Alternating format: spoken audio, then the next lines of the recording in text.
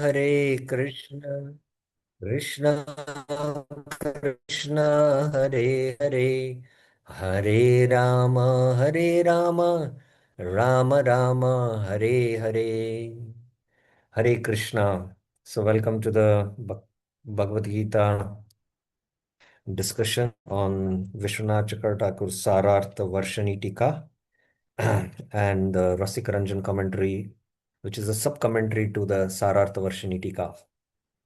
So yesterday we continued from discussion from verse 45, 46. 45 there ends, the glory of Bhakti Yoga. Traigunya Vishaya Veda means, uh, that is Nirguna Bhakti. Otherwise the Vedas deal with the three modes. And to explain that, he gives an example. Yavan Artha Udapane Sarvata Sampludo Dhake. Tavan Sarveshu Vedeshu Brahmanasya Vijanata. So these many wells is like, going to many, many demigods for fulfilling many, many desires. But this large lake is like going to the Supreme Personality Godhead.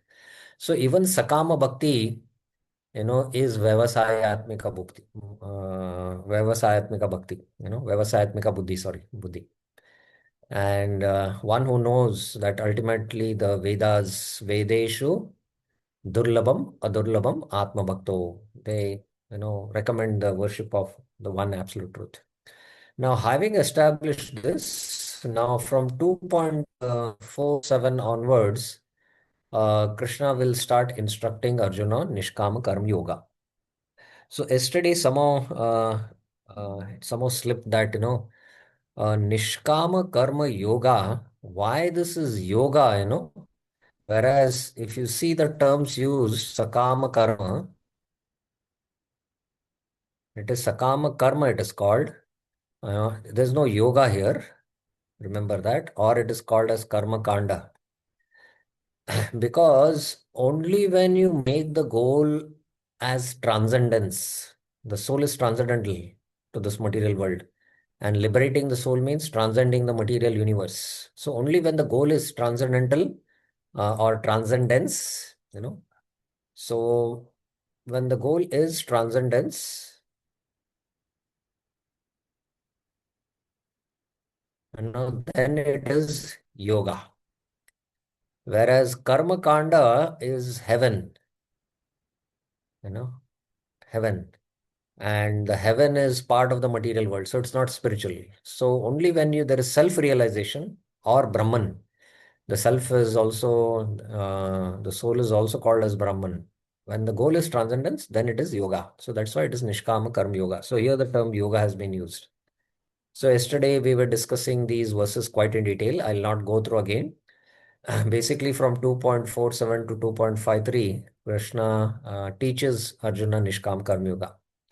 And within that there is Gyan. I was mentioning, what is that Gyan? That I don't desire the fruits and I don't consider myself as a doer. Otherwise it binds you. So when you do like this Nishkam Karma Yoga, based on your nature of your Sabhava, then slowly the purification of the Chitta Antakaran happens. And then gradually you become self-realized, So that's what he begins by teaching Nishkam Karma Yoga. And then he gives the definition of, the second definition, Yogastu Kuru Karmani Sangam Tektva Dhananjaya Siddha Siddhayo Samo. So when you attain that equanimity, when you completely become neutral to the results, when you act in this way, then you should have understood that you have attained actually yoga. So like that he goes. And then he, contrasts here again. Stay away from Kama Karma, so Kama Karma, by Nishkama Karma Yoga, Buddhi Yoga Dhananjay. So Buddhi Yoga here refers to again Nishkama Karma Yoga. It can refer to Bhakti Yoga, but in this context, it refers to Nishkama Karma Yoga. Buddho Sharanam Anaviccha. Surrendering like this to Nishkama Karma Yoga, Buddhi Yoga. Those who are kripanas, those are misers, they seek the results. And then Buddhi Yukta Jahati Obey Sukrite Dushkrite Tasmad yoga yoga karmasu kaushalam, the art of work, where you do actions. First of all, you don't get reactions, and all your past pious and impious reactions are completely destroyed by practice. Then we have to discuss from here. कर्मजां बुद्धियुक्ता हि फलं त्यक्त्वा मनीषिणः जन्मबन्ध विनिर्मुक्ताः पदं गच्छन्त्यनामयम्. Being engaged in this nishkama karma yoga, buddhiyukta hi, having given up the results of a karmajam phalam tyaktva. Karma jam means, uh, karma ja. Ja means born out of. You know, when the karma is done, ja means to take birth. The results will also take birth. Hmm. But you are how? Phalam tektva. But you give up the results of the work. And that is not, when the phala comes, but even while working, even when you begin the work, you begin with, not desiring the fruits of the work. So even for Bhakti Yoga, this rule applies, Anya Bilashita Shunyam. The intelligent people, Manishina, freed from the bondage of birth. Janma Bandha Vinirmukta. Birth means death, birth means old age, birth means disease. So moment birth is there, then old age, disease, and death follow. And that's how we are bound in the cycle of birth and death. So what is the result? He's speaking now of the higher, you give up the results of the fruits of the work, but you get a higher fruit, you know, and that is what? In the form of liberation. Attain the place of no suffering. Anamayam padam gachanti. So anamayam it is meant. Maya means the place of misery. Anamayam means there is no misery. Padam, that abode you get. So it's not specific here. Krishna is Madhama, he is not mentioning. Slowly, slowly, as the Bhagavad Gita progresses, he'll make it clear. And then in the 15th chapter, he'll describe this abode also. Natad bhasate surya, like that. Okay, Vishwanath Chandra Thakur. In other words, they achieve the position of being freed from all miseries called Vaikunta. Anamayam. Kunta means miseries, Vaikunta means no misery, which is the topmost state attained by the devotees. One line commentary is there. There's no commentary by Bhaktivinoda Thakur on this. Now, these two verses are very important and kindly hear carefully. Yada te moha kalilam buddhirvati tada gantasti nirvedam shrotavyasya shrutasya cha. When your intelligence is completely renounced, yadate buddhir vati tarishyati. The denseness of ignorance, moha kalilam, you will become indifferent. Tada gantasti nirvedam. Nirvedam means to become indifferent to all that is being heard and all that will be heard concerning fruits of action. Shrotavasya shrutasya cha. Now, when you will attain that, state where, you'll attain the state, yada, when you become free from moha kalilam, because your buddhi is veti tarishati, is completely renounced, it's completely renounced. Generally, when we hear,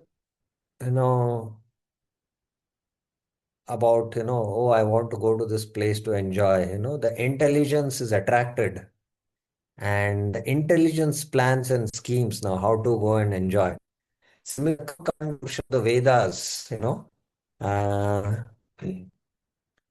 speak about the heavenly enjoyment and attracted to that flowery words, one's karma in order to then attain heaven, and then going back up and down like this in the cycle of birth and death. At last, he comes to the knowledge that I should not do actions in order to desire the fruits, because ultimately this reaction, it binds me. So then he starts performing Nishkama Karma Yoga. And like this Nishkama Karma Yoga, when he performs without desiring the fruits and without that worship mentality, offering to Bhagavan, and he attains equanimity And then further, there is the internal purification which is happening of the intelligence. Buddhi, usually when it hears about sense gratification, it gets attracted or it gets disturbed or it gets agitated, you can say. And then buddhi, just like the senses, seeing the sense objects get agitated and the sense objects want the senses, the senses want the sense objects. Similarly, at the subtlest level, the purification, the buddhi happens.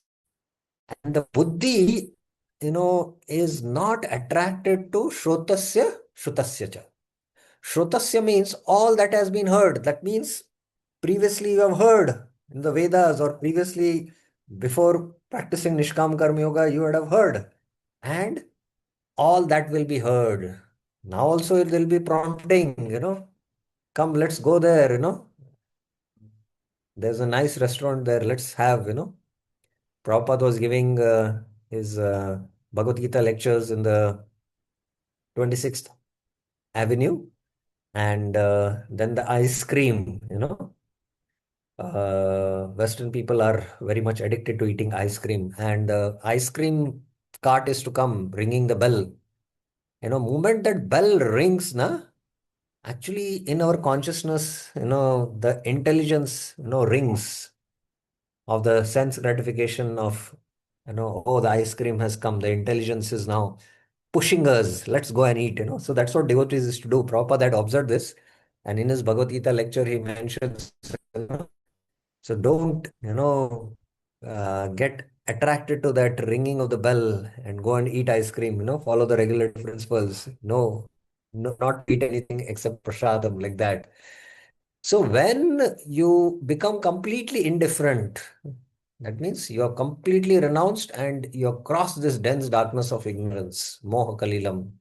This darkness is there within inside, and you will be indifferent to all that is heard and not that will be heard concerning fruits of actions. From the performance of Nishkam Karma offered to the Supreme Lord, you will develop this neutrality yoga. When your intelligence has surpassed particularly we, completely ati.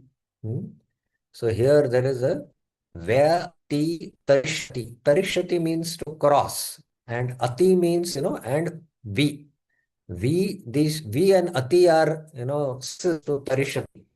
So that we starts for surpassed particularly and completely. Ati means completely. That means the intelligence is no more agitated. The denseness of illusion, at that time, you'll become indifferent to all subjects which you will hear and have already heard. Shrutavya, Shrutasya. This you will achieve by the destruction of doubts and misconceptions through hearing instructions of scripture from you. So the doubts, uh, uh, samshaya and viprit bhavanas, So all these misconceptions. So Gita, uh, you know, the whole Bhagavad Gita is meant to, uh, correct our misconceptions and what? Clear our doubts. Because doubts are something to do with the intelligence. When Krishna says something, you doubt, and doubts are compared to demons, and doubt is also a sign of intelligence. So when, these doubts act as stumbling blocks, you know, ah, so the misconceptions are generally, to do with the mind, and the doubts is intelligence. Sorry, I have to improve my handwriting. Sorry for that. I'm not still used to it. I have to set this up, I think. Maybe that's why. And also, sometimes the misconceptions are because we are, you know, filled with sins, and that's why Krishna will anaga, anaga. You're free from sin. When you're free from sin, then the mind is clear, and then your conceptions are clear. and you should hear from the instructions. Okay, somehow this has got.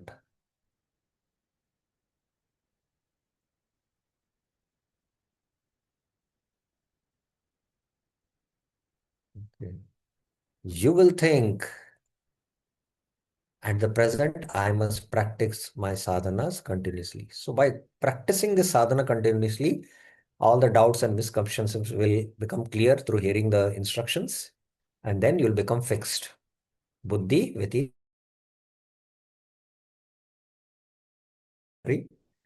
when your intelligence has completely crossed beyond the dense forest of illusion by the gradual process of offering the fruits of your reactions to me, Nishkama Karma Yoga, Parmeshwar, you will become indifferent to all that has been heard and all that is to be heard, and become inclined towards the practice of pure devotion or Vishuddha Bhakti. So directly here, Bhaktivinoda Thakur is speaking about Shuddha Bhakti here because he's directly taking from the Bhakti context. Although it is these verses are applicable for Nishkam Karma Yoga and so Bhakti Yoga because there is parallels between Bhakti Yoga. In Bhakti Yoga, there is direct actions done for the Lord's pleasure, Bhagwan. And in Nishkam Karma, there are action done based on one's nature to realize the self. So that's a gradual elevation, but the Bhakti Yoga is a, like straight elevator. Okay. Shruti viprapratipanna te yadha stasasi nishchala samadhavachala buddhi tada yogam avapsisi. When your intelligence yada te buddhi is indifferent to the Vedas. Shruti vipratipanna. So indifferent to the Vedas means, it is, by hearing the Vedas, uh, you will become free from all the false interpretation of Vedas and you get the right understanding of the Vedas, and all the conflicting, materialistic statements you understand very clearly, all the contradictions like that. So when the intelligence, the purification of the intelligence happens because of being fixed, Nishchala Stasati, and you're situated in Samadhi, Samadho Achala, then you will attain the status of Jivan Mukta. Tada Yogam Avapsasi. Now, again, you can see Krishna has given now the third definition of yoga. So, till now, we saw three definitions.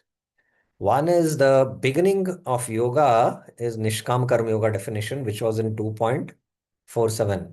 When you begin Nishkam Karma Yoga, how you should begin? Karmenniva adhikaraste ma phaleshu kadachana. Ma karma phalat. Then he gave, you know, the intermediate stage that is 2.48, that is samatvam. Hmm. Attaining equanimity, tada yoga uchate. And then now he is giving the highest definition of yoga, tada yogam avapsasi. So when you begin with Nishkama Karma Yoga here, and as Nishkama Karma Yoga, as I mentioned, within Nishkama Karma Yoga, there is jnana.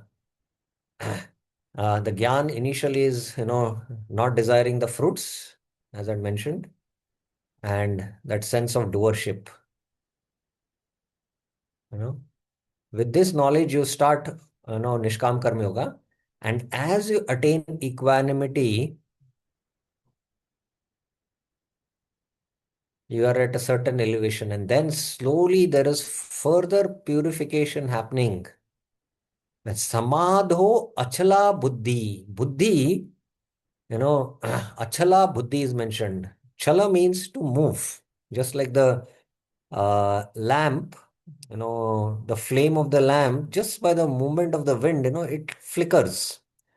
So similarly, the intelligence doesn't flicker. Hearing Shruti Vipraprate Pannate, hearing the instructions of the Vedas, you don't have, all your doubts are, and your intelligence is fixed, you know, uh, in the soul. The intelligence has gone inwards, means the intelligence is completely purified and the intelligence doesn't get agitated by the mind and senses and goes towards the sense objects. So that means the purification of the intelligence has happened. So at that time, so the jnana keeps on increasing here, and the sattva also keeps on increasing, you know. So the jnana also keeps on increasing. So this stage at Bhagavad Gita 2.53 is what is called as the Sthita Pragya. This is the term Arjuna will use, you know, or it is called as the Jnana Nishta. Jnana Nishta is a term used by Baldev Vidyabhushan. You are situated, fixed, Nishta. Hmm? And Stasasi Nishchala. So this is the term Krishna uses and Arjuna will use because Arjuna is in the Vedic culture. So he's quite familiar with these terminologies. So this is the third definition. So at this stage, the purification of the chit has happened completely. And you're in one sense a self-realized soul. Sthita Pragya. Okay, at that time, you will become detached from hearing of all sorts of material and Vedic subjects because of being averse to agitation caused by these subjects. Nishchala, Maharaj Bharat, was least interested. His father wanted to teach him all the rules and regulations, but he had already passed through that karma kanda. Yada te moha kalilam buddhi rati tarishati tata gantaste nirveda.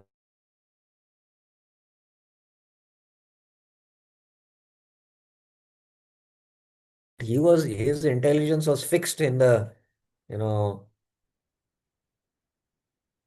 remembrance of the law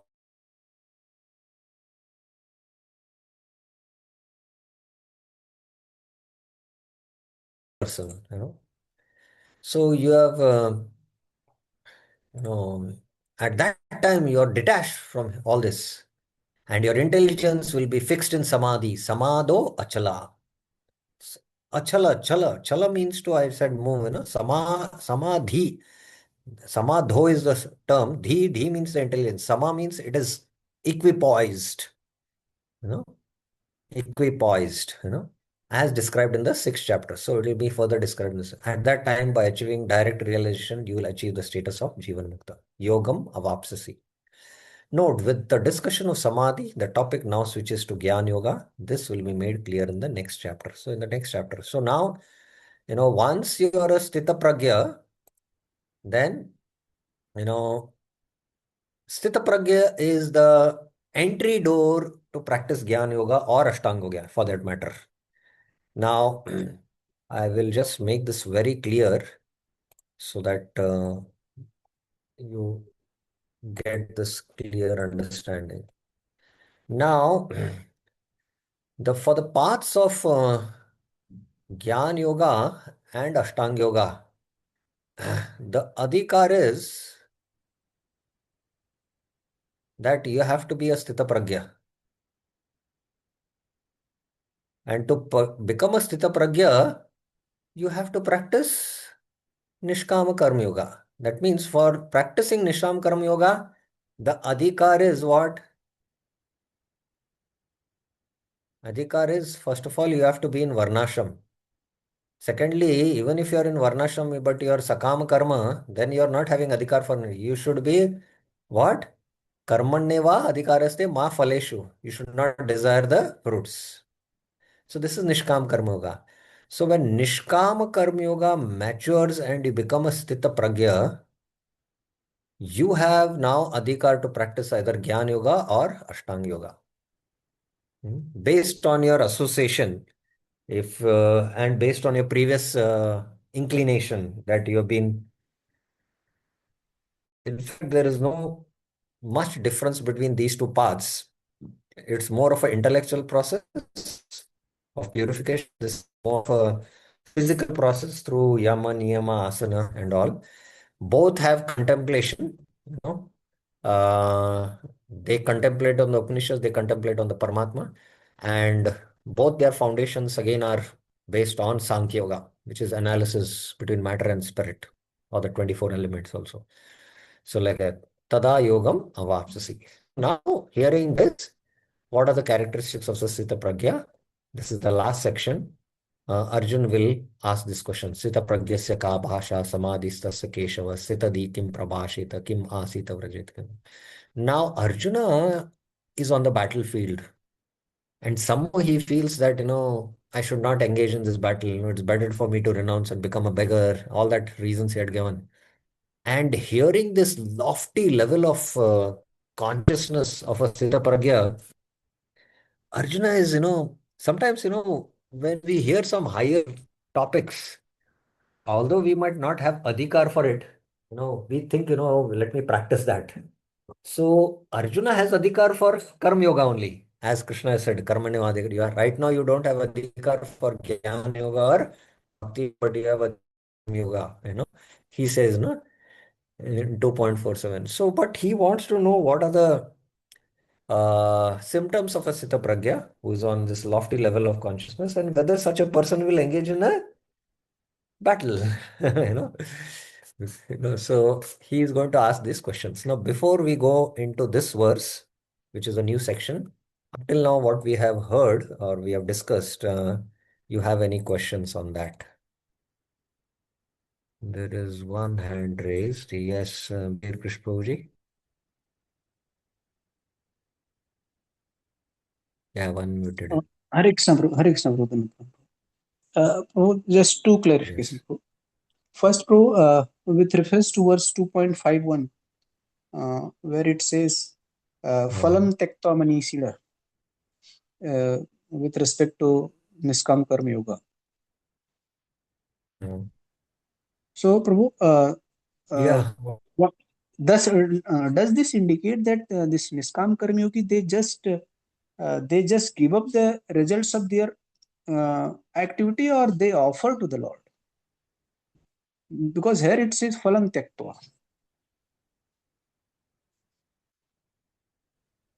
Basically, um, you know, you have to understand the consciousness, what is there, of a Nishkam Karma. Conscious, when we do the work only, there is no desire for the fruit, and it's done as a duty. Now, as there is elevation of consciousness, now, as even Arjuna said, the fruits will come. But when the fruit come, how do you react to it? You know, how do you react to it? So the section that time, Kim Prabhaseta na. So that time you will understand how they react when the fall comes. So that you will come to understand from that answer. So we hold on, and Krishna is going to answer Arjuna's question so that it will become clear to you. Okay, Right, right. And results Prabhu, will this. come, but Mm-hmm. how they are studying their consciousness and they just continue to work and they're not affected by it. Otherwise, you get away.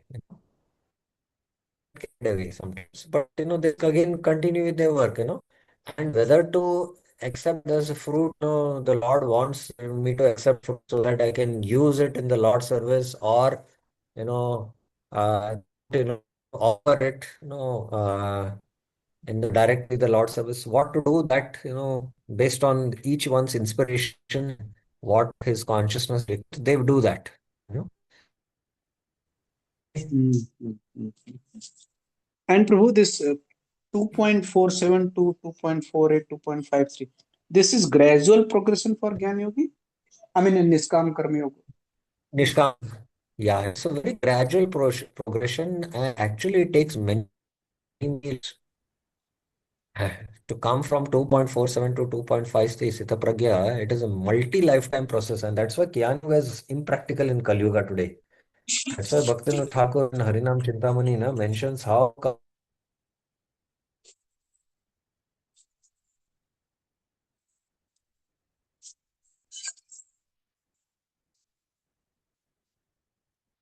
Voice is lost, Prabhu. Audio lost.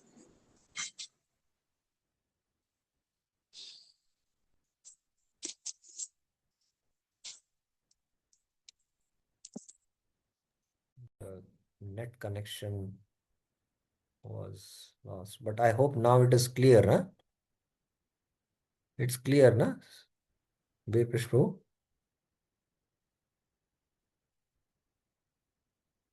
Haribol, is it clear now? Yes, Prabhu. Yes, Prabhu. Yeah. So basically the consciousness, is elevated, and when the fruits come, how he reacts to it, na? That Krishna will make it clear in 2.56 and 57. Hmm. And how he, accepts the fruits, what consciousness, that also will be discussed.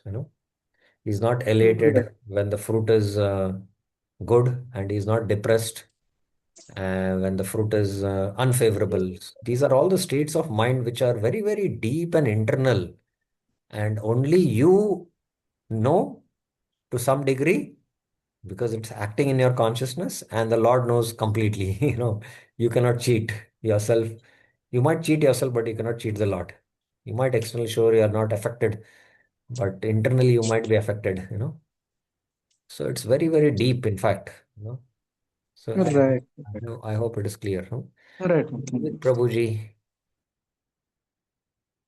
Yeah. Yes. Prabhuji, Dhanuttanam, Hare Krishna. Prabhuji, my question is, as you were mentioning in that chart, that there are some adhikar or pre-qualifications for Gyan Yoga and Ashtanga Yoga. Uh-huh. So would that be coming in the Bhakti Yoga section, that there are some, are there any qualifications for doing Bhakti Yoga also? When we come to Bhakti Yoga chapter, that time we'll see. Don't worry now about it. We'll just stick to the topic of discussion. And again, I want to make it clear that, please fix your consciousness in just trying to understand the present verses and the subject. And try to understand that. And if you're having doubts on that, you ask questions on that. Because generally, our tendency is, to go to the future. You know about future questions, but best is to what is being discussed. If you ask questions on that, then slowly, gradual revelation will happen, and you need some patience. I understand the enthusiasm we have, but we are practitioners of Bhakti Yoga. But that gradual thing, how it is unfolding in the Gita, when we see that, and then we'll really start appreciating Bhakti. Hmm. So as of now, we'll hold on to the substance till 18th chapter. Okay. Don't worry. It'll become more clear in the middle six chapters, but again, it'll still more become, more revealing in the 18th chapter, Hmm. at least in the end. So the more we understand the glory of Bhakti Yoga, then the more we'll be attracted to the Lord, and the more we are attracted to the Lord, we'll more be attracted to Bhakti. So like that, that's our whole goal, to study the Bhagavad Gita. That's good. So we will come to that. So Yeah. hold on for now, okay? Yes, yes, Prabhuji, And just I hope you are happy with me, no? yes, yes, yes, Prabhuji. No, no, I'm sure. very happy and very grateful to you. Just one follow-up question. So, just wanted to clarify my understanding. So, first, whenever a person starts any kind of a yoga, he or she starts with Sakam Karam, and then gradually that person reaches up to the Nishkam Karam Yoga, Mm. and then he can go to either Gyan Yoga, Ashtanga Yoga, and then the further elevation happens, right? Is that understanding correct? Yeah, basically, you start with jnana, Ah, you okay. know. Yeah. Generally, Prabhupada mentions that, this is in the, when the Varnashram was well established, you know, generally people go to the Brahmanas for two reasons: when they have health issue, and when their desires are not fulfilled. Mm, you know they have a desire to have a child, or have a home, mm, or wealth. So they approach the Brahmanas because they have faith in the Brahmanas. mhm, And Brahmanas, that's what Prabhupada mentions, knew these two knowledge. One is astrology, Jyotish, mm, and they knew Ayurveda also.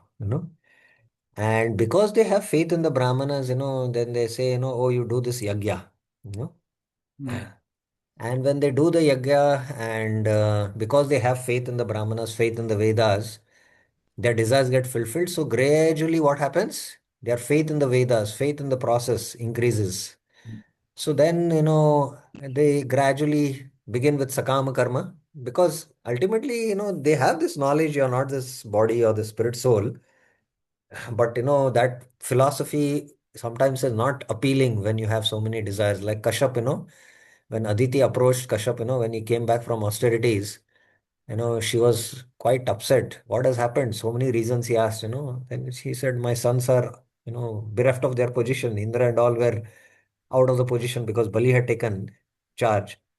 And Kashyap Muni said, Arey, they are not this body, they are spirit soul. But that was not so appealing. Mm. Then he told, okay, you do this Payovrata, Right. and please the Lord. And she did that, and the Lord appeared. So like that, that Gyan is there, but because of the desires, they cover up. And then by following such Vedas, slowly from Sakama Karma, and ultimately, after having the opulence of children, wealth, family, wife, after enjoying the earthly pleasures, now they want to look for higher pleasures, heavenly pleasures. So then they go to the Brahmanas.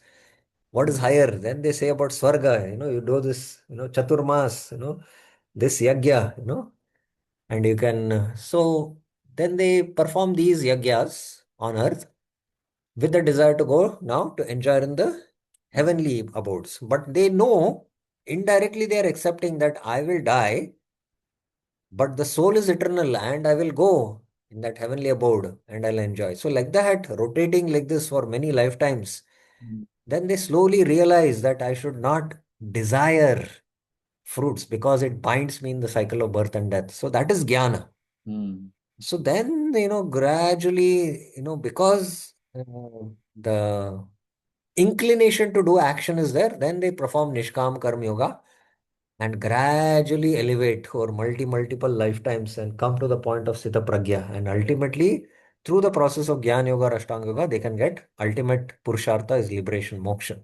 So that is what the Vedas, path of the Vedas is, the Pravritti Marg and the Nivritti Marg. But the most confidential knowledge of the Vedas is actually Bhakti, by which we can attain the Lord in Vaikuntha or Prema, as in Chaitanya Mahaprabhu's movement, which is most rare, Panchama Purushartha in Golok Vrindavan. So, like that. Is it clear? Yes, yes, Prabhuji, very much. Thank you so much. Okay. Follow-up question, Bir Krish Prabhuji. Yes, bro, just follow up. Bro, in case of this Gyan Yogi and Ashtanga Yogi, uh, now what decides their association, whether they're meeting with Gyan Yogis or Ashtanga Yogi? It's just I mean, any hetu for that also?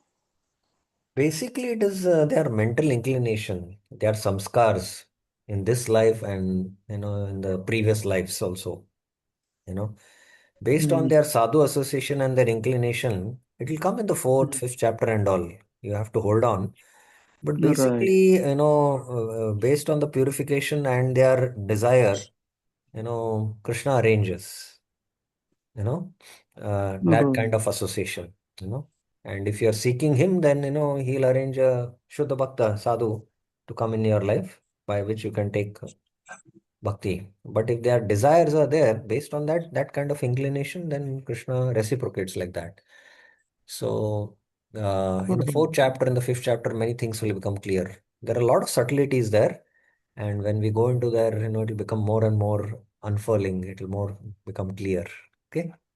Thank you, bro. Thank you. Okay. Okay. Let's go to the Sita Pragya section. Few verses we'll try to complete before we end for today. Yeah. Where are we? So I hope.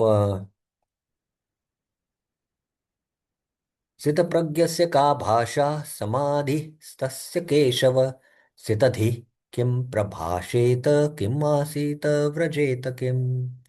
Arjun said, O Keshava, what is the description of this person situated in Samadhi? Samadhi stasya ka bhasha. The Sita pragyasya.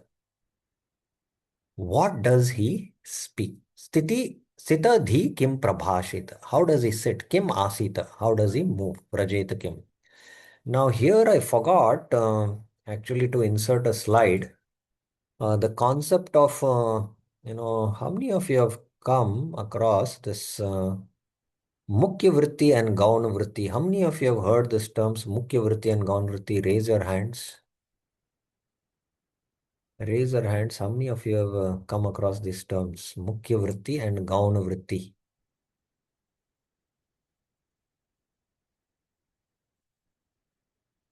Let me open up that section where those slides are.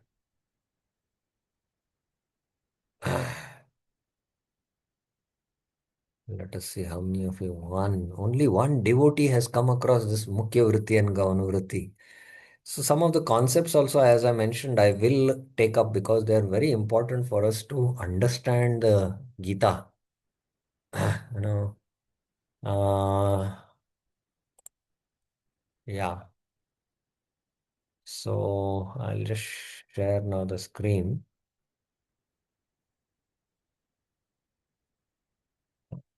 Hare Krishna.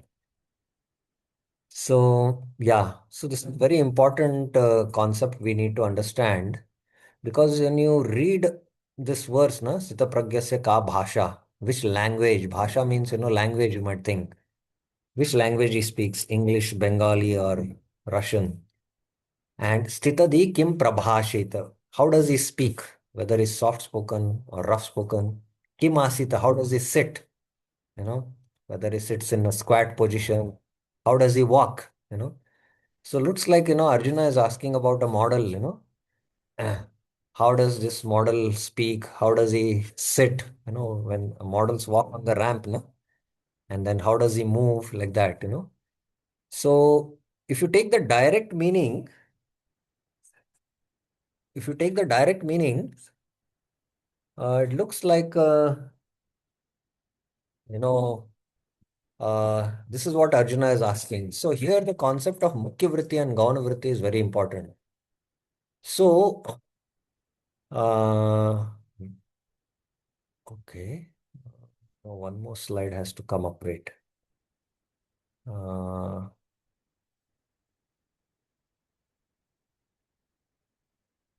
okay, no, there is no explanation. Huh? Okay. So basically, Mukhya brings, the direct meaning. And Gaun means the indirect meaning. I'm just keeping it simple. I'll not go into the technicalities because it's a vast topic in itself and which will take some time. So, uh, this will come in the personified Upanishads, 10th canto, 87 chapter, first purport only, you know, quite elaborately this is discussed. And we discuss, when we discuss the Ish Upanishad there, that time we discuss this. So, the direct meaning and indirect meaning, now you can say, no? Or this Gauna Vritti was also called as Lakshana Vritti. So, in the conversation between Chaitanya Mahaprabhu and Sarvabhauma Bhattacharya, Mahaprabhu is hearing for 7 days and he doesn't respond. And then whether what I'm speaking, are you able to understand? He said, the sutras, the Brahma Sutras are as crystal clear like the sun for me. But your explanations are like cloud covering that sun. And, Sarvam Bhattacharya was taken aback. What? My explanations are like that? Because he mentioned there, there is a discussion that the meanings are directly to be taken, but you are taking indirect meanings or lakshanas, indirectly you're taking the meanings. So if you take the direct meaning here, the verse doesn't make sense. But here you need to take the indirect meaning, Gaunavritti.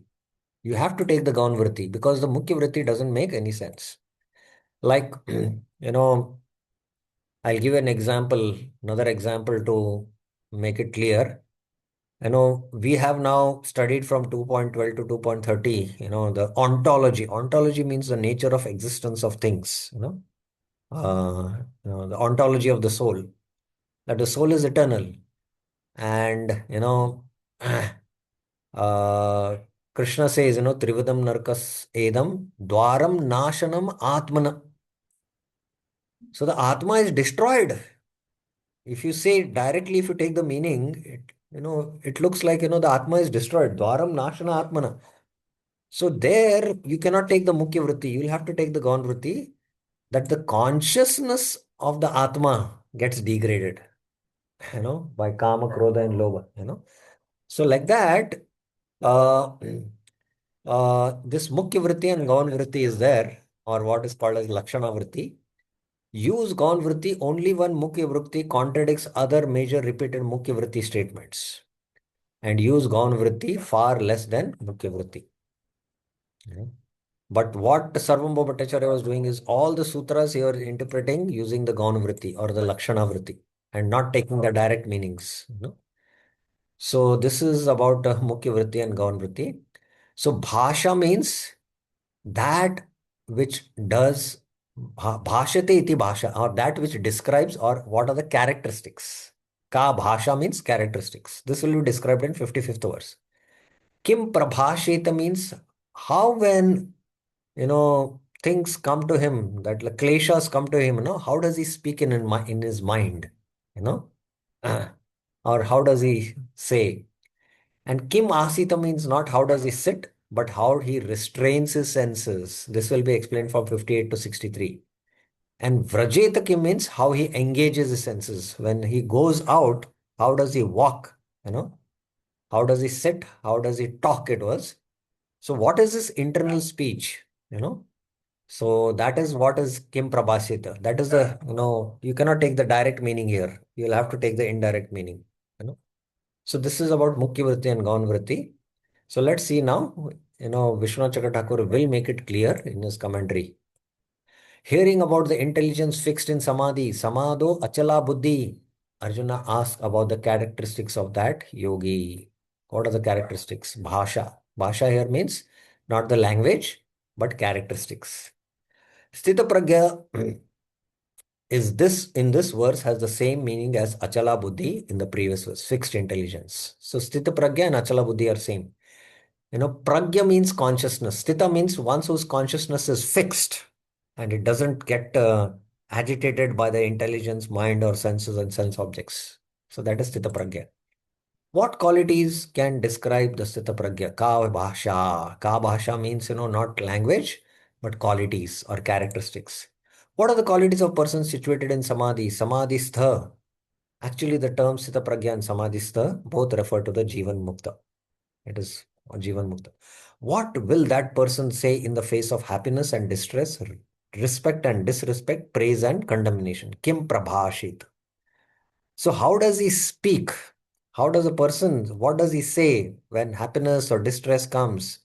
Man and Apman comes, whether his false ego is affected and he starts yelling, or when praise comes, how does he take it? Or condemnation comes, how does he take it? Kim Prabhasita. What will he say, either loudly or to himself? So he can speak it externally or within himself. In what way will his senses remain unresponsive to the external objects? Kim asita. That means how does he control his senses? In what way his senses respond to the objects? Vrajet kim. The senses one can control by the mind, but when the sense objects come to the senses, you know, or the senses go towards the sense object, that is engagement. So how does he respond? In what way his senses respond to the objects? Vrajeta kim. Bhaktivinoda Thakur. After hearing this, Arjuna inquired, O Keshava, what are the symptoms of the steadfast personalities or the personalities whose intelligence is fixed? How do such liberated souls speak when dualities such as respect and disrespect, praise and blasphemy, or affection and enviousness are present? How do they relate to the external objects of sensual enjoyment? I am desirous of knowing all this. Of course, all these things have been clarified by uh, Vishwanath Chakra Thakur. Okay, now the first answer, Ka Bhasha. What are the characteristics? Krishna starts replying from 2.55. Shri Bhagavan Vacha Prajahati Yada Kaman Sarvan Partha Manogatan Atmannevatmana Tushtaha Sitapragyas Taduchyate. The Lord said, when he completely gives up, Yada Prajahati. Jahati means to give. Prajahati means Prakrishta Rupena Jahati. When he completely gives up. That's why the word completely has come. All desires which arise from the mind alone. Sarvan Manogatan Kaman. So the desires in the subtle body, these are all the impressions. When he completely, is purified and he doesn't act on that. and is satisfied with the soul alone by that mind. Atmanya eva atmana tushta. Now here the desire of the soul is there to look within and be satisfied in the self. Atmarati, atmatushta, atmatripta, and is not indriya trupta. So atmanyeva atmana tushta. He is called Sthita Pragya. Sthita Pragya tada uchyate. Let's see Vishwanath Thakur. Step by step, Krishna answers each of the four questions from this verse until the end of the chapter.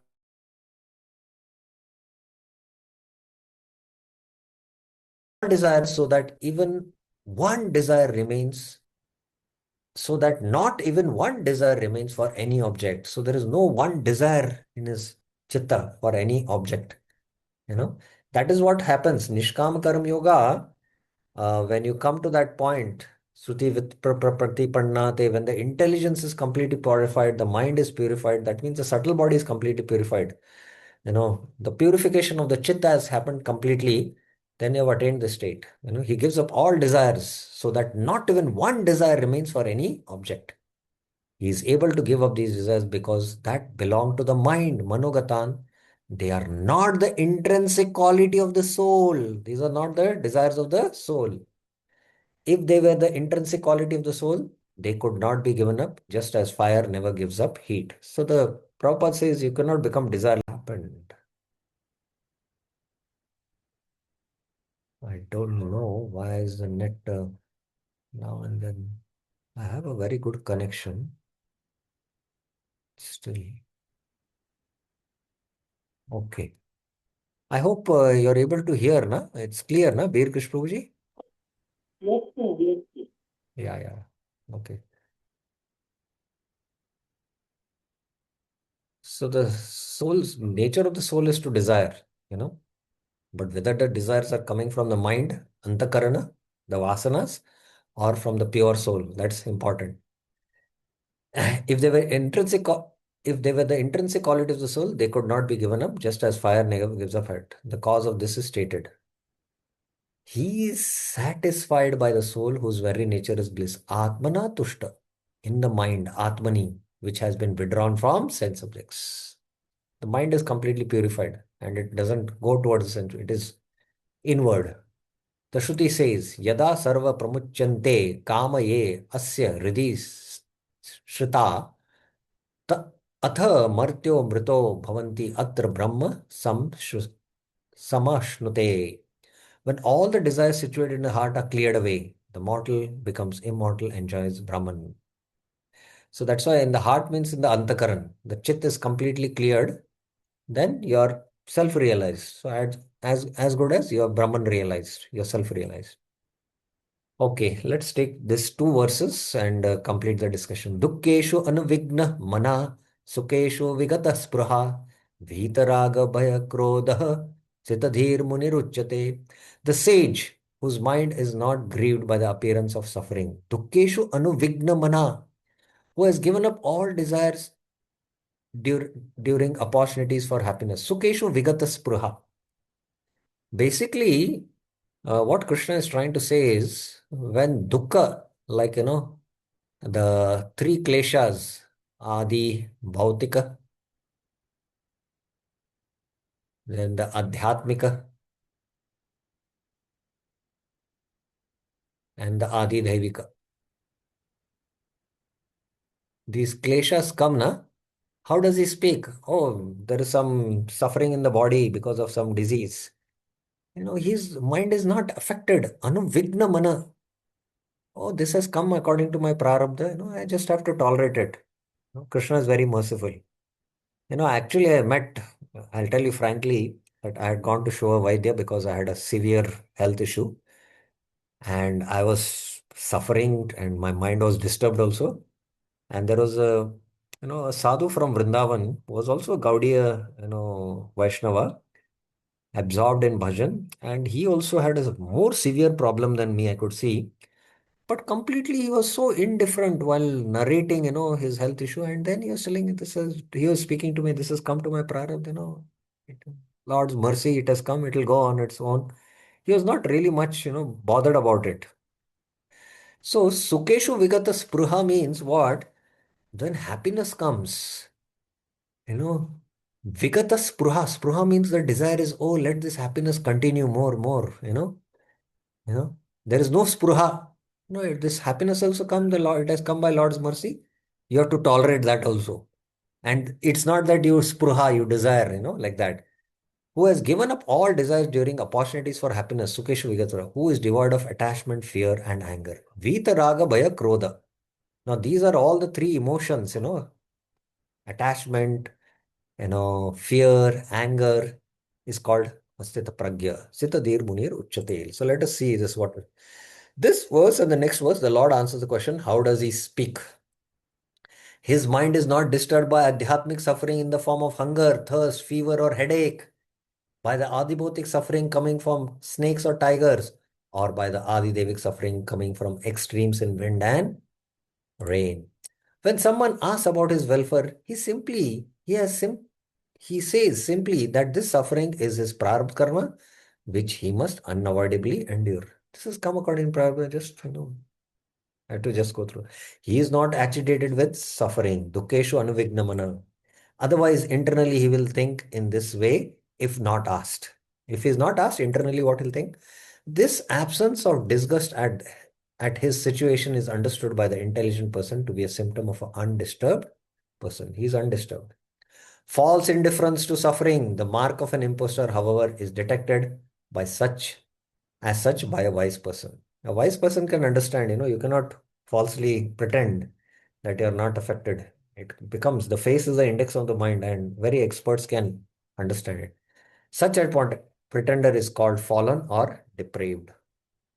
In the face of opportunities for happiness, he is without desire, vigata spurha, and says to himself and others that it is simply his prarabdha which he must tolerate. This also, he's given a lot, big Mahaprasad, and he's facilitated, garlanded, this all, he's getting all this respect, honor, he says this also I have to tolerate. And the intelligent person recognizes by this his quality of being devoid of desire for happiness. These qualities are made clearer. He is devoid of attachment to enjoyment, vitaraga, and devoid of fear from such things as tigers that want to eat him. He is devoid of anger towards friends who have attacked him. As an example, Jad Bharat in the front of goddess Durga did not show fear or anger towards the Chandala leader who wanted to kill him. Now, one very senior leader was giving a talk, maybe on the sixth canto, and I'll never forget this. You might be very happy as Jad Bharat if you are taken by these Chandala leaders.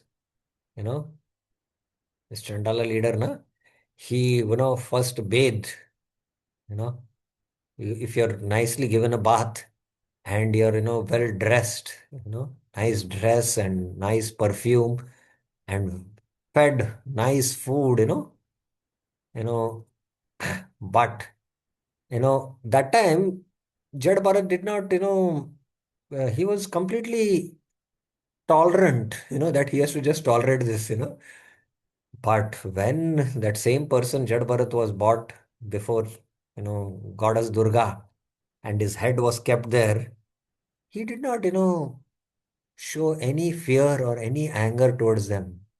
No emotions. He was completely, so you have to test when, when your head is put and there is a knife or a sword to cut.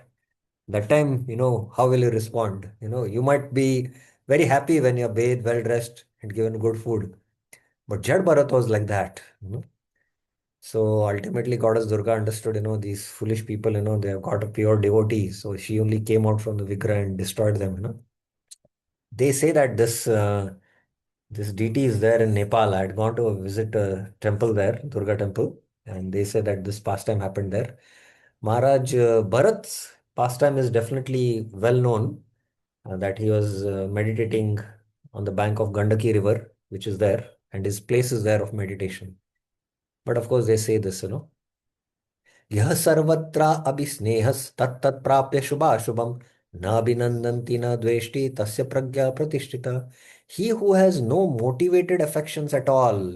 Sometimes, devotees, whom other devotees, give lot of presents or Mahaprasad, you have lot of affection for them. But others, you don't maintain that same affection equally everywhere, because your affection is motivated because you're getting something. But yah sarvatra ana abhisneha. Who does not rejoice on attaining good fortune? Shubha prapya na abhinandanti. Or curse on attaining misfortune. Ashubham prapya na dveshti is situated in pragya. That person is without affections which are subject to material conditions. They are subject to material. Unconditional affection out of mercifulness, however, should remain to some degree. So this spiritual affection is there out of compassion. That is there for all jivas like that. But he's without affection because of material conditions. He is fixed in those qualities. On receiving something favorable to himself, Shubham, through respect or feeding, for instance, he does not approve. And receiving disrespect, Ashubham, such as punch from someone's fist, he does not disapprove. He does not say, "Oh, you are so religious, serving a great devotee. I bless you with happiness." Or, nor does he curse the disrespectful saying, "Go to hell, you sinful creature." He is pragya pratishtita, situated in samadhi, samadhim pratishtita, or well situated in pragya or samadhi. Bhaktivinoda Thakur. He is said to be in fixed intention who remains devoid of affection for mundane sense gratification and is not attached to nor repulsed by material auspiciousness or inauspiciousness. As long as one has a material body, material gain and loss are unavoidable. However, these personalities with fixed intelligence neither rejoice in prosperity nor despair in adversity because their intelligence is fixed in samadhi. Okay, so we will stop here. We have heard the two answers. The remaining two answers, we will take it up in the next class. Time is also up. But any questions you have on this? Okay, only one question, right? Okay, so let's take up this one question. Veer Krish Prabhuji. Hare Krishna, bro. Yeah. With regard to verse 2.55, Mm. it says ki the Sthit Pragya, he gives up all desires Mm. because desires belong to All mind. desires born out of the mind, Yeah, Manogatana. born out of the mind. Mm. Prabhu, then we also see that those practitioners of Niskam Karma Yoga find they have desire for liberation. How that desire comes in? Basically, you have to understand uh, in the Nishkam Karma Yoga, the goal is liberation. And liberation is considered as a favorable desire. It's not from the bhakti perspective, liberation is, it is mukti spruha, you know.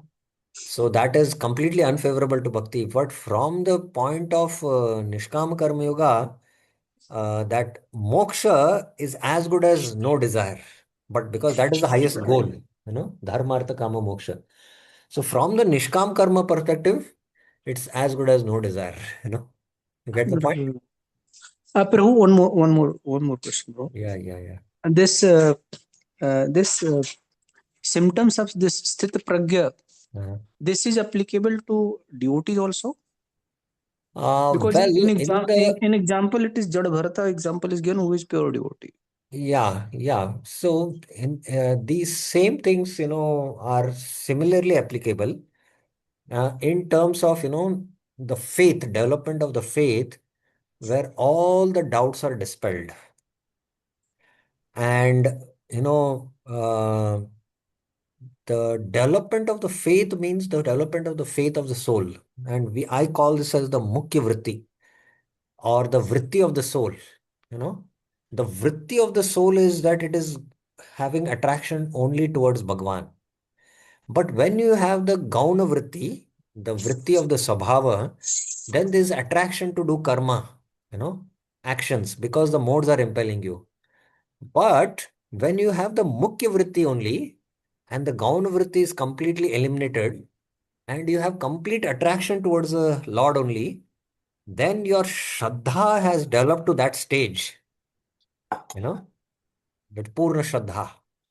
And it has come to the point of Sarvadharman Parityaja. From there, pure devotion begins. So, like that, you can take it like that. That's what Oh. Bhaktivinoda Thakur in his commentary will make it clear that, Vishuddha Bhakti he'll tell, he will So well. it is matching with full Yeah, faith, the full symptoms will shraddha. definitely match. Right. Okay. Thank you, bro. Thank you very much. Thank Okay. I told there are parallels between Karma Yoga and Bhakti Yoga. Almost there is parallels, Only thing, in Nishkam Karma Yoga, there is the offerings of the fruits. Arpanam is there. And there is identification based on the Sabhava to realize first the self. But in Bhakti Yoga, we identify as Krishna's servants, although we might not be realized.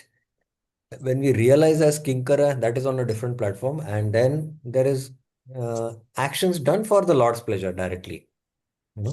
So there is purification happening of the senses, and when the senses get fully purified, and with the purified senses you perform devotion, then that will be completely called as pure devotion. When the senses are not yet purified, then the devotion is mixed. I hope it is clear. you. Right. Thank you. Okay. Okay, sir. Thank you very much. ग्रंथराज Shrimad Bhagavad Gita की जय, श्रील प्रभुपाद की जय, अनंत कोटि वैष्णव वृंद की जय, हरे कृष्ण।